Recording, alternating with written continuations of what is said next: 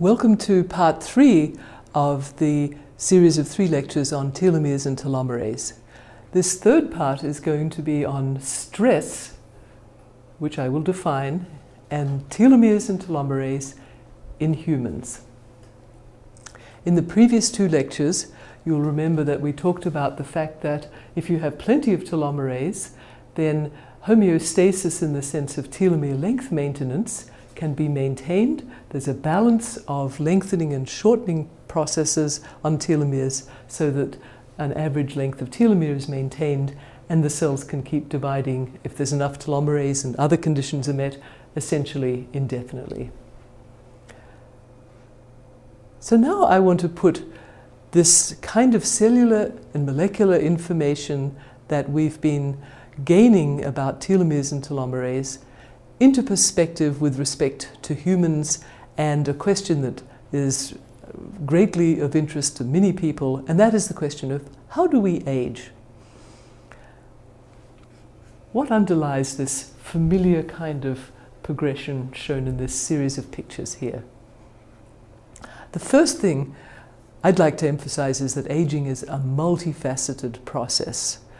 I think there's plenty of reason to think that that's the case, and there won't perhaps be a single answer. So I will really focus on one particular aspect of it.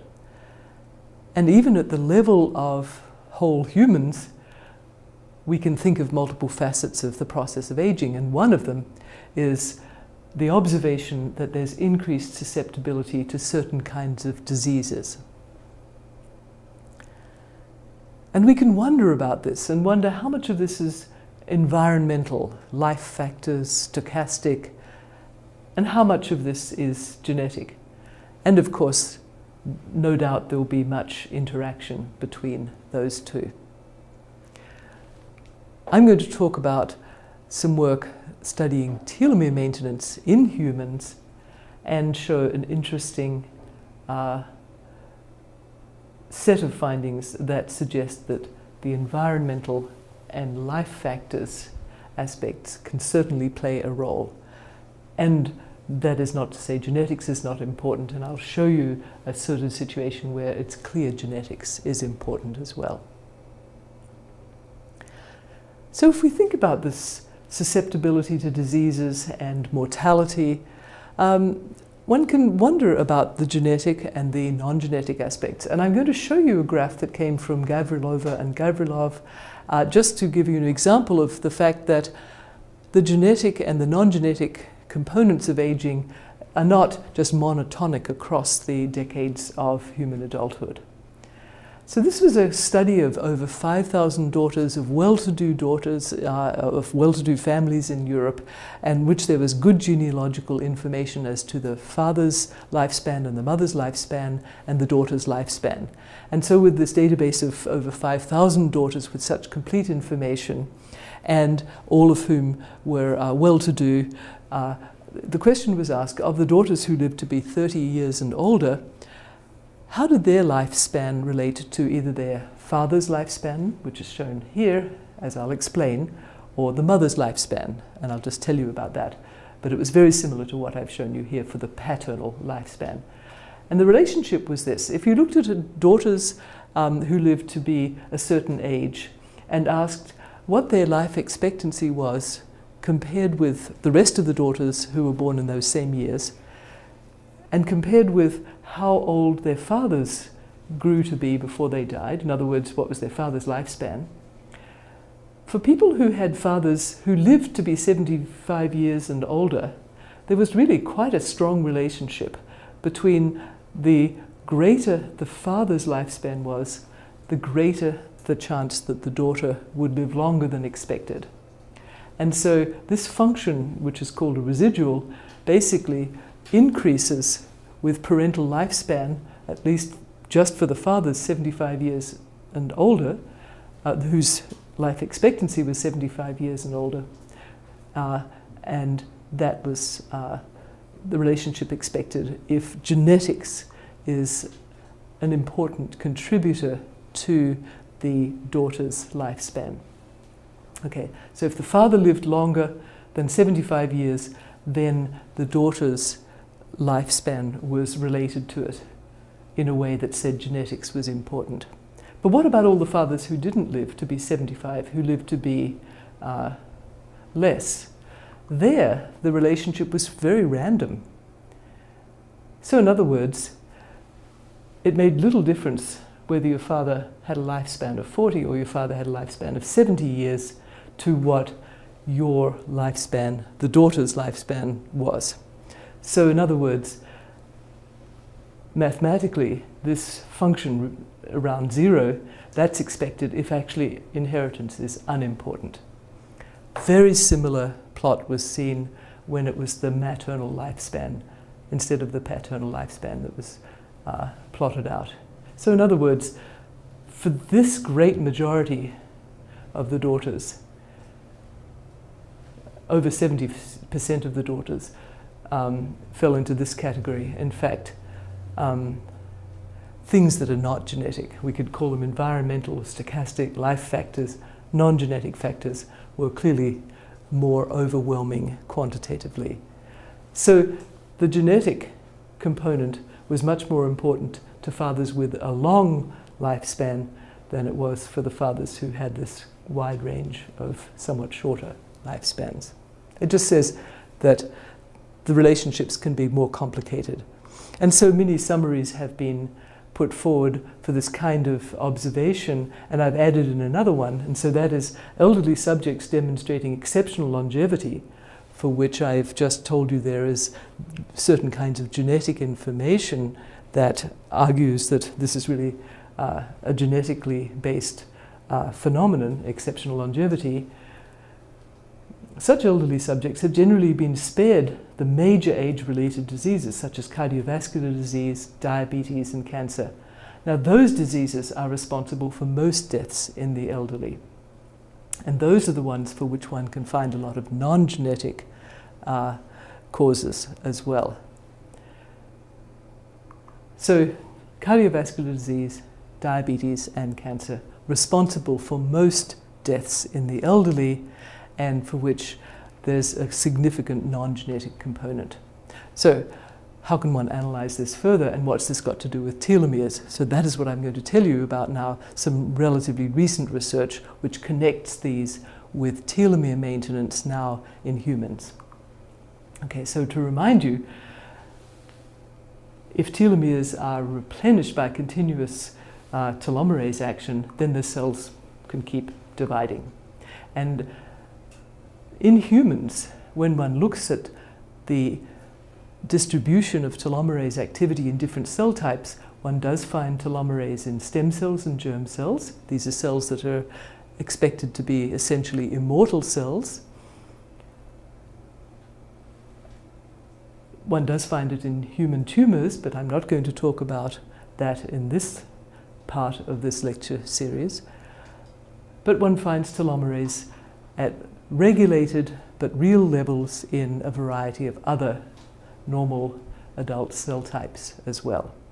So telomerase in the setting of normal cells is found in stem cells, which are necessary for replenishing tissues throughout the lifespan, such as immune system stem cells, hair follicle stem cells are one class, stem cells in the gut. There are a lot of cells that replenish tissues throughout life, and one finds telomerase in these.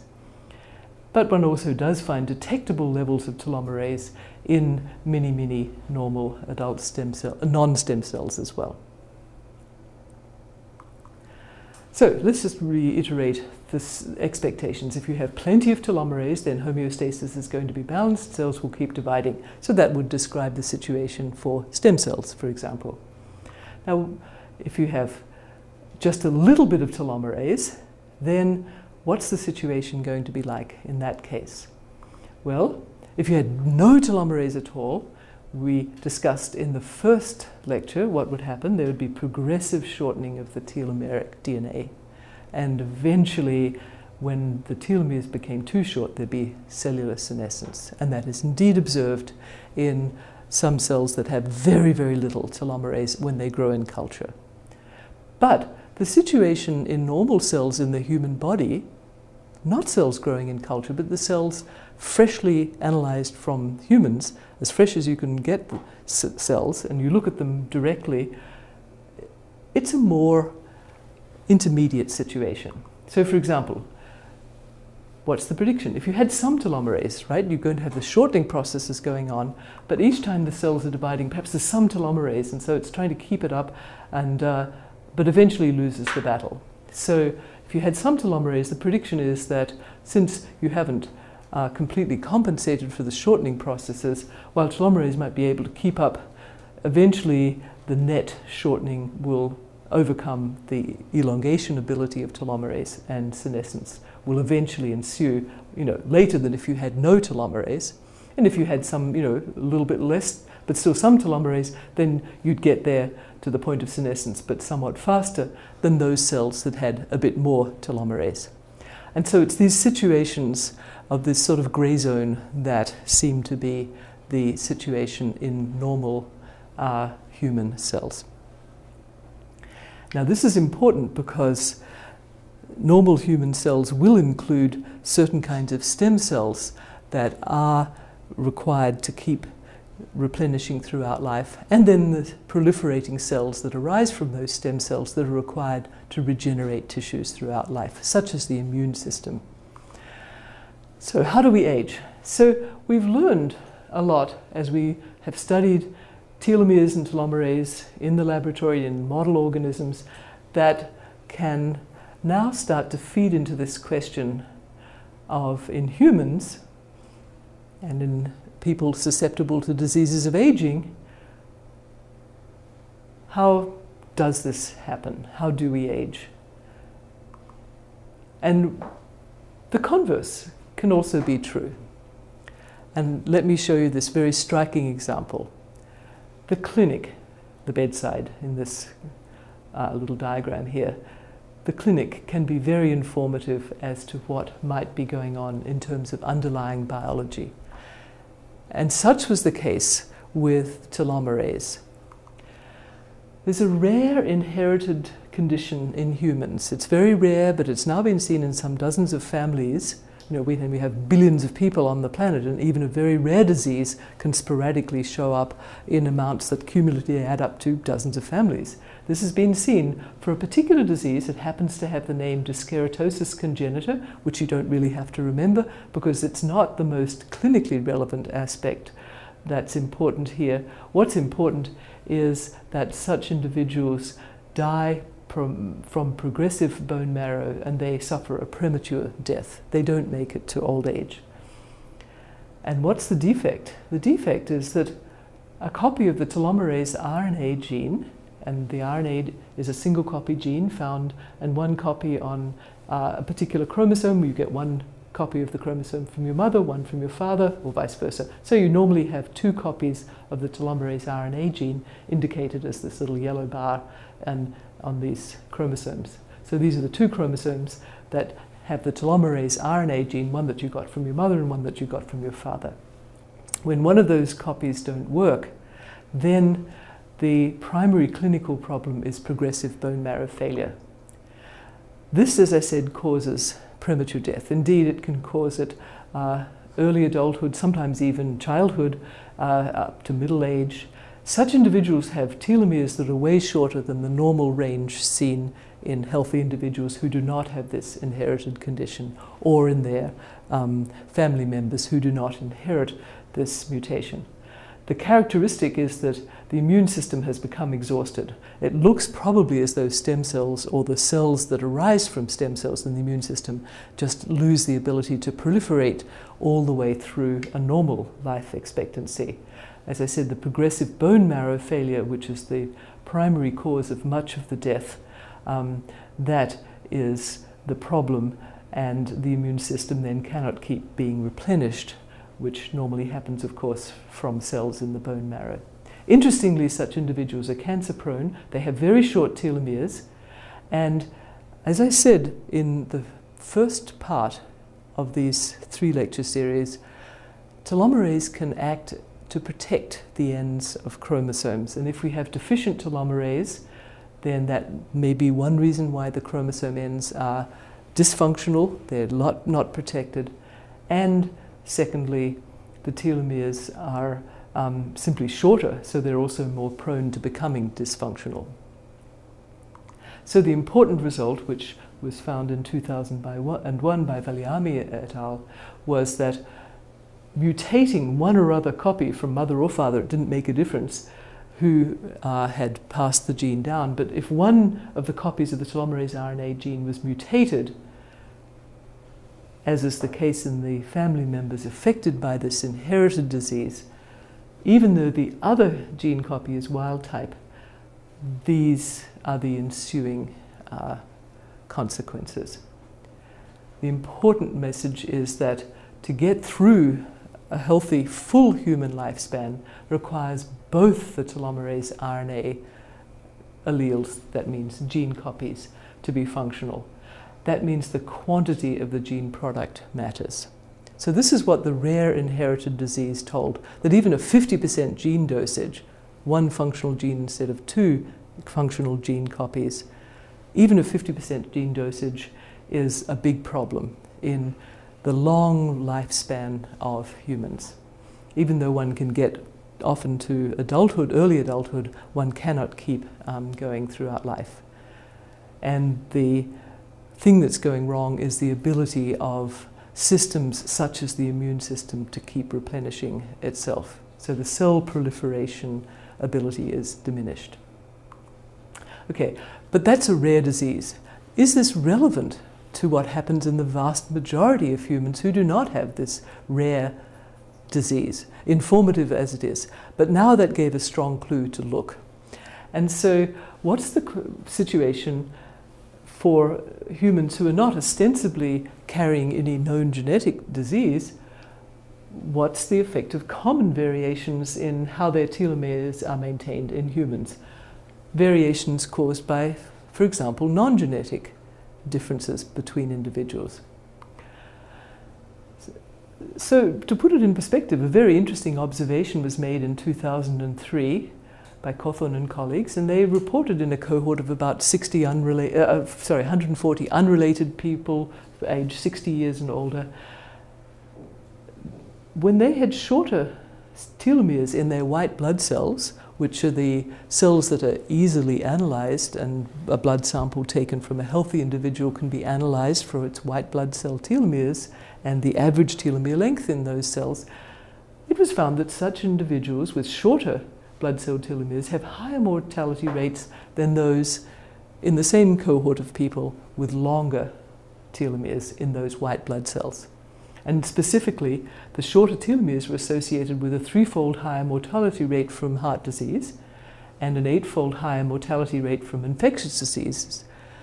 And that's interesting given what I just told you about the fact that a 50% gene dosage compared with the normal 100% gene dosage of telomerase RNA in people with the rare disease, dyskeratosis congenita, that was enough to make their bone marrow depleted, and so they couldn't fight off infections. In fact, they die of infections. So that's a very interesting observation in light of the genetic observations.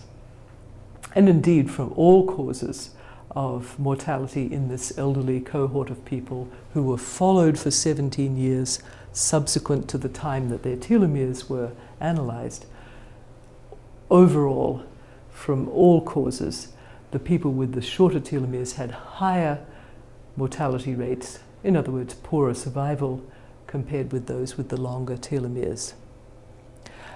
So the telomere length was measured from samples that had been stored away in the freezer, and then 17 years later it was taken out and analyzed, and these comparisons were made. But it was the subsequent 17 years that were related to whether the telomeres at the beginning of the 17-year period had been shorter or longer. So this was, if you will, a prospective kind of a study. The shorter telomeres predicted higher mortality rates. But what caused what? Okay. Were the telomeres shorter then because they were already fighting off some of these diseases, and perhaps there had been more turning over of cells and telomeres had become shorter already? because people were already prone to these sorts of mortality causes, for example? Or was it the other way around? Were the telomeres shorter, and did that make the people less able in the subsequent 17 years to avoid mortality from these causes, and indeed all causes? These results did not say what came first or what caused what. So now I want to tell you about some more recent experiments which start to give one kind of indication of causality in this otherwise, we know, quite complex question of what is causing susceptibility to the diseases of aging. And this was a collaboration which involved studying chronic life stress and relating that to cellular aging, which in this case will be related to telomere maintenance and risks of cardiovascular disease. And our group collaborated with the group of Dr. Elissa Eppel at the University of California, San Francisco's Psychiatry Department, and a number of other colleagues who are all listed here. So now I want to tell you about those findings, which are now done with human beings in vivo, participants in these clinical studies. Okay, so the study design was to study chronic psychological stress. And so 62 healthy premenopausal women aged 20 to 50 in this group, who were the biological mothers of either a healthy child, the control mothers, or a chronically ill child, a group of caregiving mothers. They were studied. And so first of all, they did a standardized questionnaire which has had a good track record of as being an assessment of perceived stress. And then the other parameter measured that I'll first talk about was the number of years that the caregiving mothers had been caregiving mothers. That was analyzed, and the number of others that I will allude to later.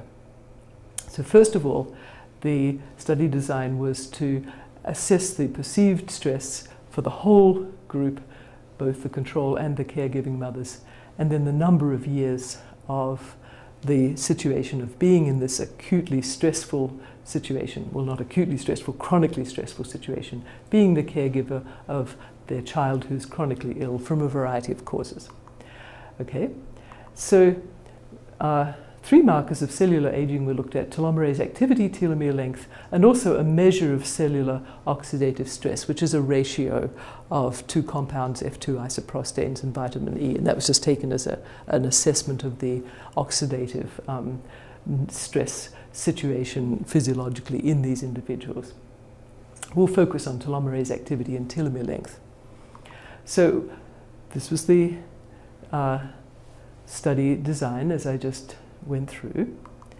And so the questions were the level of perceived stress across both groups of mothers and the duration of caregiving in the caregiver group, were those quantifiable parameters related to markers of cell aging, and the three were telomerase activity, telomere length, and cellular oxidative stress. Now, just to show you how we measure telomerase activity, what we did was we measured telomerase activity in the white blood cells of these individuals. These are all healthy individuals, but they gave blood samples.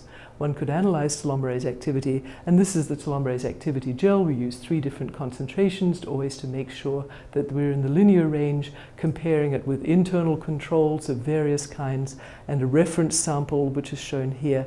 And then we quantified all these bands, made sure we were in the linear range, and related it back to the number of viable cells. So we could simply treat telomerase activity in white blood cells as a quantitative parameter, a continuously varying quantitative parameter. And so across the group you find typically the lowest and the highest. It's about 20-fold difference, and across the group there's a log normal distribution of telomerase activities per cell in the different humans in the studies. And we've looked at that in a number of studies and found the same thing. Okay, just to give you a little bit more detail, the oxidative stress assessment came from looking at the ratio of isoprostanes per milligram of creatinine, that's to normalize, over vitamin E, a sort of net oxidative stress assessment, if you will. And this kind of ratio has been used as one kind of marker of oxidative stress and antioxidant defenses that are current in that individual. Okay, so what was interesting was that right away one could see that quantitatively the worse was the perceived stress, the higher the score of perceived stress, that is, the worse it was, the lower was the telomerase length, the lower was the telomerase activity by this assay I've told you about, and actually the higher was the oxidative stress index, right across the range, across the entire sample that included the control mothers and the caregiving mothers. Very interestingly, the number of years of caregiving, and obviously this was now in the caregiving group, similarly was related in just the same way. So the number of years of caregiving was related directly to how much shorter the telomeres got, how much lower the telomerase was, and how much higher the oxidative stress index was.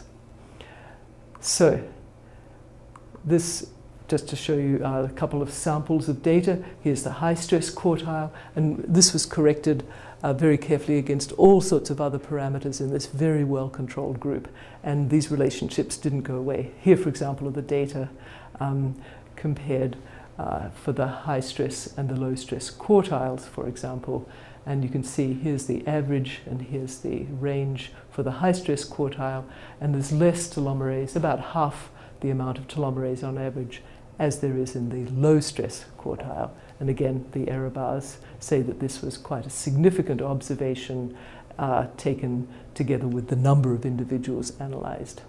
So this was a striking relationship, as was the relationship of telomere length. Now, I'm just going to point to the error bars. They're very small here. This is the high stress, this is the low stress quartile. You can see these are very different. Here we've controlled for age and body mass index, for example. Controlling for a lot of other factors, one still cannot make this difference in the high stress versus the low stress go away. So we are left with the conclusion that the strong variable here is the stress level. Here's the oxidative stress now, the high stress quartile, the low stress quartile, again distinct. So stress perception and caregiving duration are linked to cell aging markers as assessed by telomerase, telomere length, and oxidative stress. So the idea of cell aging is, of course, the more the cell has gone through replicative divisions and the more aged it is in the sense of going down towards critically short telomeres, then that would be reflected in lower telomere length and potentially lower telomerase. Oxidative stress is going to assess the damage to the molecules in the cells, another measure of their potential aging. Now, what are the causal directions? What are the mechanisms? I'll give you two short kinds of indications. First of all, what about the causal direction? So we're seeing these associations, what caused what. Now, the number of years of caregiving was a very important thing to think about. So this was the plot of that. This is the number of years of the caregiving situation. And you can see it ranged from actually 1 year in some of the mothers had 4, some 6, 8, and some had all the way as long as 12. And that was, as you see, quite strikingly related to the shortness of the telomeres. So the ones who had fewer years had longer telomeres on average than the ones who had more years. A similar relationship held for the telomerase activity levels. So this gave us an important kind of indicator that chronic stress is what's wearing down the telomeres because of this number of years of caregiving, that objective stressor situation being directly related. So we have one arrowhead in this otherwise, no doubt, very complex set of interactions, and that is chronic stress. This is now years of chronic stress of a particular kind characterized by the difficulties of caregiving in an unpredictable and often uncontrollable situation. Chronic stress is causing lower telomerase and shorter telomeres, and one could predict that the lower telomerase is in fact leading to the shorter telomeres. Okay. Now we know from our biological studies that such effects in normal cells will reduce the ability eventually of cells to replenish themselves. So that's an important piece of the picture, because from many model systems and biological studies of cells, that relationship we know is the case. So in whole humans, we're finding this arrowhead is in that direction in this particular setting of the chronic caregiving situation. Now, what about mechanisms? In such individuals, when their stress hormones were measured, so these are stress hormones that are produced in response to the brain dealing with this stress, chronic stress situation, cortisol, epinephrine, norepinephrine levels are higher in highly stressed individuals. They are also higher in the low telomerase half of people than in the high telomerase half of people. In other words, you had worse stress hormones if you had low telomerase than if you had high telomerase. This is not implying causality, but the relationship is there, and so it's going to be very interesting to ask whether these stress hormones indeed cause the lower telomerase that is observed in the white blood cells of these individuals. Okay, so now we have a new connection here, which we can think of in this way. We think of a signal input, if you will, to the brain. Now that is the chronic stress. Now thereafter, things will get very complex. We'll have all sorts of brain-body interactions. We can think of them as signal integration and processing, but a readout, a very quantitative readout, is telomerase is lower, telomeres is shorter. The question is, does that matter at all? Is there any impact on disease? Fortunately, in this study, a great many other parameters were measured. So let's think about cardiovascular disease. What do we know about that? Well, a great deal is known about the risk factors for cardiovascular disease. For example, in one of the largest epidemiological studies of risk factors that's been undertaken, 29,000 people in 52 different countries, in 6 different continents, 6 major prominent factors for cardiovascular disease risk were shown to be this list here in this study published by UCSF et al. In 2004. And they're all the ones you expect: smoking, poor lipid profile, high blood pressure, diabetes, abdominal obesity, psychological stress. Psychological stress. Now this was the same kind of psychological stress as the kind that had been measured in this study I just told you about, the mothers and caregiving mothers. So actually this was the same kind of measure, and I just told you that relationship had been found. That is, lower telomerase activity, higher oxidative index, shorter telomeres had been found associated with the higher levels of psychological stress and the longer the duration of the psychological stress. So we had one, but actually in this very well-designed studies, all of these had also been measured. And so, in fact, there were measures for either the risk factor itself or, in one case, a surrogate for it. One of the risk factors is diabetes. That's a known risk factor for cardiovascular disease. All the individuals in this study I told you about were all healthy, so by definition nobody had diabetes, but in fact fasting insulin and glucose were measured, and those are, if they're high, a risk factor for diabetes. So all of these risk factors, or in this case a surrogate for the risk factor, were all in place in this study. So the question was, well, since these 3 had been associated with the level of psychological stress and the duration of psychological stress, what about these? Interestingly, it turned out that the one thing that emerged for all of these was, in this study which has been published, lower telomerase activity in the white blood cells. So that went with smoking, it went with the bad cholesterol blood lipid profiles, it went with worse cardiovascular activity profiles, with higher fasting glucose, higher adiposity, and, as we talked about, higher and longer psychological stress. So the one parameter that emerged in this particular study was lower telomerase activity.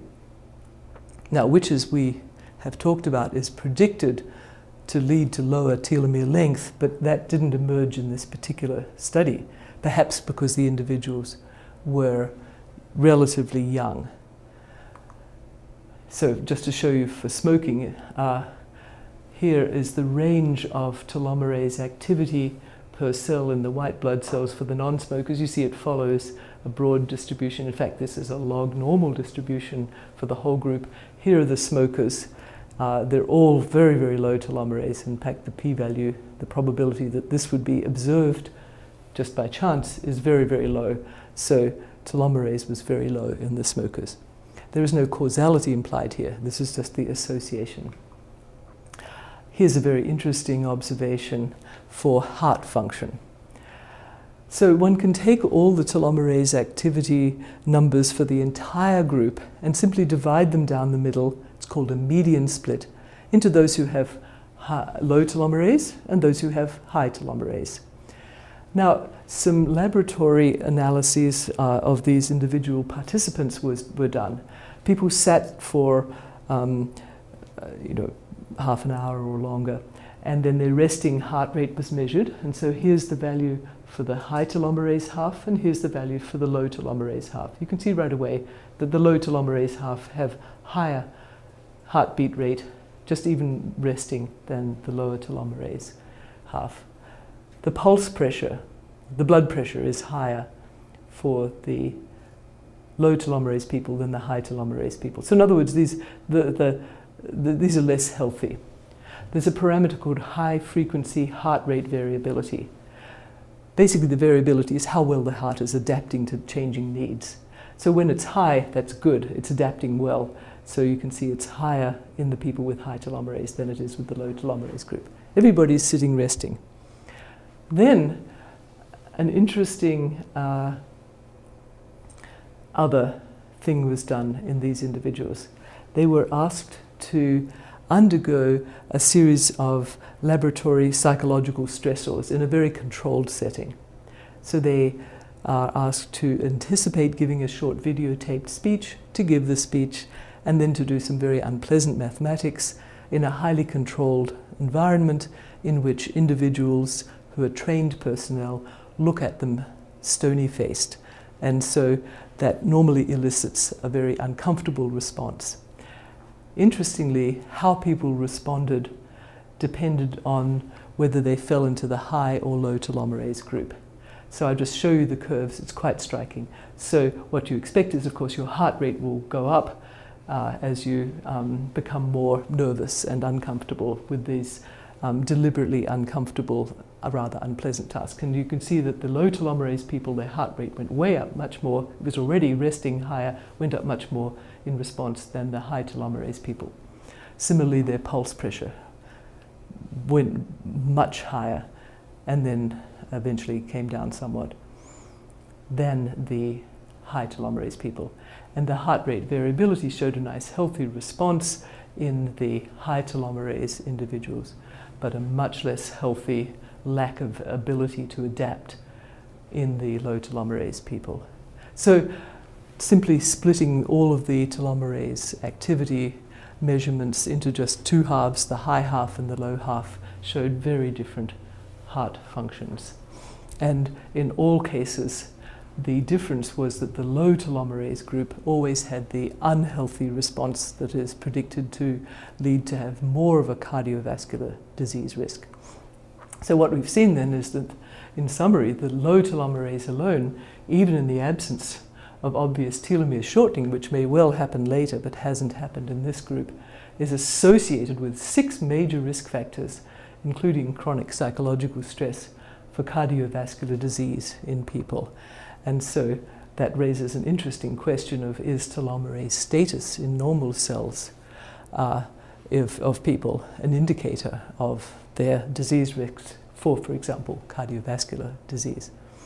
Now, indeed, telomere shortening has been seen a lot as something that is being associated with disease risks and indeed disease incident now in more and more cohorts. So just to finish the idea is, if you have lower telomerase, we know that will be one of the things that will help drive telomere length down, because telomere length maintenance will be less able to be at the optimum level if telomerase is down. So that, as we know, it reduces the ability of cells to replenish themselves. Now, that then makes us step back and say, well, what about telomerase and genetic components? I've just talked to you about a clearly non-genetic component, years of stress induced by a chronic caregiving situation. Here, let's consider known genetic defects. Mouse telomerase has been knocked out in model organisms, and I told you about the effects of losing function of half the telomerase gene dosage in humans. Again, telomerase activity goes down and telomere length maintenance is going down. And in this case, it's known, the cause is known to be less telomerase, and telomere length does indeed go down. And indeed, one does see reduced ability of cells to replenish themselves in these situations where genetically telomerase has been knocked down. So one knows for sure that that is leading to these effects. Now, what about disease impact? Indeed, the genetic defects do lead to diseases, and in mouse models in which telomerase is knocked out, there is indeed evidence for diseases of the kind that can include propensity to cardiovascular disease.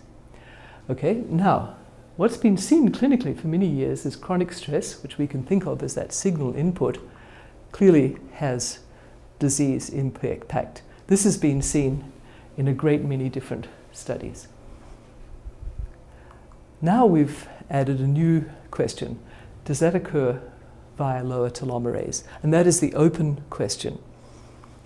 So as I said, what we know is we have one arrowhead here. We know chronic stress indeed can cause less telomerase and worse telomere maintenance, shorter telomeres, which we know from our biological studies does in fact affect whether cells can replenish themselves. We know from the genetic studies that that can lead to disease impact. But the question is this the case in the human studies I've described to you?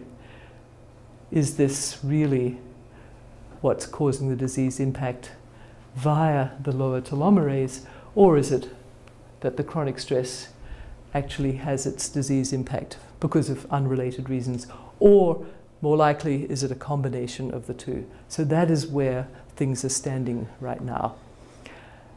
Finally, just let me show you a lot of data that have been accumulating in the last few years in which low telomere length is being more and more linked to rather common diseases of aging, such as cancer, cardiovascular disease, vascular dementia, various degenerative conditions, diabetes, and in fact, risk factors overall for chronic disease. And a great many studies have linked shorter telomeres in white blood cells to these rather common diseases of aging or risk factors for such diseases. So in a great many cohorts, low telomere length is certainly linked to these diseases. The causality, of course, is not determined by any of these studies.